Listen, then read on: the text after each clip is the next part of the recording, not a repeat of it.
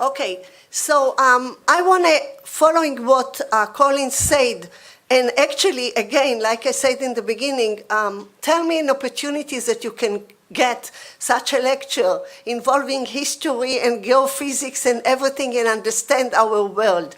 So this is the lesson that we are talking from nature, and each one of you, please take it to your area. But I wanted to show you, and it goes very slowly, unfortunate, technology is not good enough, to see a little bit of the area and what Colin told us about the history, what can we benefit today, and what does it bring to this area. So, איפה הדבר הזה? איפה? Okay. Okay, so let's do it this way. So I'll do it fast because it doesn't work. So we talked about all these things that Colin was mentioning, but actually we are talking about the outcome. What I want to go very fast is really what we are going to discuss in these 2.5 days about the outcome and the benefit of this very special region, given the history that it was done. So as Colin said, we are, you know, even today have been, I think, even 2 meters behind 430. I think today is 432 already. Every minute it goes lower. But the thing is, what does it really bring us to? And you can see the immunosuppression and the therapeutics for skin and eye disease that we'll hear more about that. Colin talked about the high pressure, 6% more high pressure of oxygen, and the bromide that relaxes. All that provide, and the unpolluted air and non-allergenic air. We know already some diseases that the pollution, the air polluted, are really a big threat. And we are talking about the mud. The mud that if you have a chance to escape from this meeting and go to the water and put some mud on yourself, you will feel the skin. It has the antibacterial effects that were published, and the Ev Maor is sitting here with us and will give a lecture about that. And the water, that it's not only healing and relaxing and so on. So all those ingredients really create, from at least the health point of view, but not only, a real great opportunity. And also, what was mentioned, we call it the Dead Sea, but it's really not dead.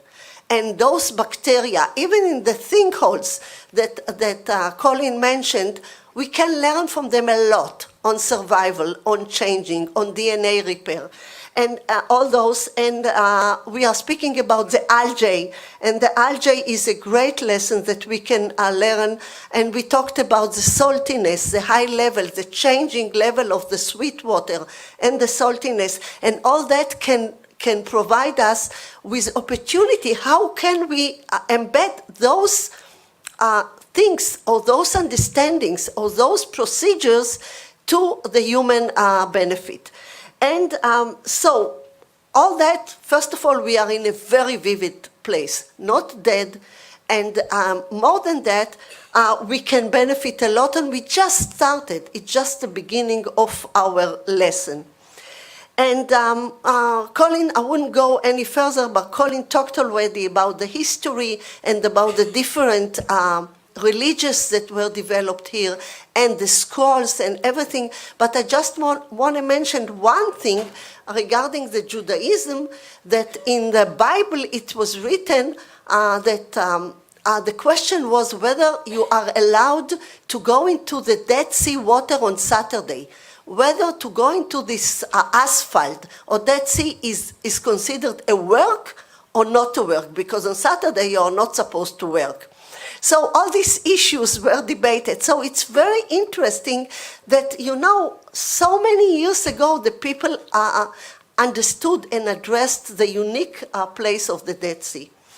So be sure that if not this time, the next time you go and visit all these very special places, because each one is a story, and I'm sorry, I plan to say more, but we are very late on time, so just try to look on these very unique areas, and there are still debates whether the center of the energy of the world is in the Darajeh, one of the places, or at the middle of the Dead Sea. So all those things are very interesting, but we will skip it for now. So speaking about this very unique place, like Colin explained, and we are talking again and again, the lowest space, unique qualities, unique environment, unpolluted, all that made us thought, what can we do with it? And actually, it was the right time. We were talking about converging technology and interdisciplinary that the whole world were moving to. So we decided to make, and it was in 2003, to look on what are the real added value or competitive advantage of this place. And given, as I said, the climate change threat, and given the understanding that our functioning as human being, but not only human being, depends on the micro in body and the macro environment. So it's not separate. So that's what we did, as I said, in 2000, starting 2003, and we published in 2004. We did a real strategic plan. What is the uniqueness of this very special place? What should we focus on? And we did at the Porter, another Porter, we did the Porter clusters on strategic plans, and we were looking on these 5 issues, like the medical and health, which is crucial, the industries, the agriculture, the tourism, and some additional one. And then what we did, and there were, I must say personally, I understood what is so special in this place, and I fell in love. And I will go very quickly through the different clusters. So just in health, just if we are talking on the health cluster, and that's only the beginning, that is the very beginning. You can see all those special diseases or special medical situations that we can, those things are already published, already proved that it has a really competitive advantage. And it's just the beginning, because if we are talking about, for example, the sun, the safe sun, the experiment was done with these psoriatic patients which are coming here for the skin treatment. And we found that they didn't develop, even though the exposure to sun, the cancer. But it's more than that. Those are just the beginning, the research. And what we want to do in this Dead Sea Research Center is go much deeper in each and every issue, each and every disease, or each and every special situation. And the 2 major diseases that we were relating to is for sure the cardiovascular and